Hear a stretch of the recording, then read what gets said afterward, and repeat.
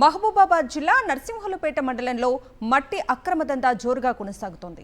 Peddanagaram stage శివార్లోని ఇసుక బట్టీలకు చెరువు మట్టిని పెద్ద ఎత్తున తీసుకునేందుకు అధికారులు చేతివాటం ప్రదర్శించి అక్రమ అనుమతి ఇచ్చారు.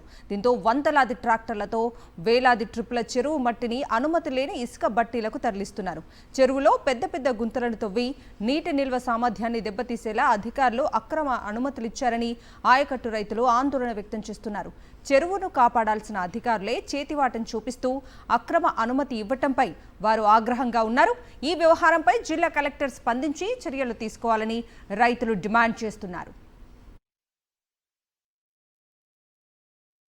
ఇటుక బట్టలకైతే రేగడైతేంది మళ్ళీ ఇతరం వెళ్ళని చెప్పి ఒక ట్రిప్ రాయించుకో 100 ట్రిప్పులు బయట పక్కదారి పడుతున్నాయి. ఇదంతా అధికారుల ప్రోత్సాహంతో జరుగుతుంది. అధికారుల కన్సర్న్లతో జరగడం అనేది సిగ్గుచేటు. ఇక్కడ ప్రభుత్వం ఏమో అక్రమ నివారణ, అక్రమ ఇసుక దందా, అక్రమ నల్ల బెల్లం, అక్రమ మట్టి అన్నింటిని అరికట్టాలి, ప్రజలకు సంక్షేమ పథకాలు చేరవేళ ప్రజలు వెళ్ళవేళ మంచిగా ఉండాలని ప్రభుత్వం చెప్తుంటే ఇక్కడ ఉన్నటువంటి అధికారం మాత్రం నిమ్మకు నీరెత్తినట్టుండు. ఇక ప్రజలు మరి ఏం చేస్తారో చూడాలన్నట్టు చెప్పి మీకు ప్రజాసంఘాలు ఆరోపిస్తున్నాం.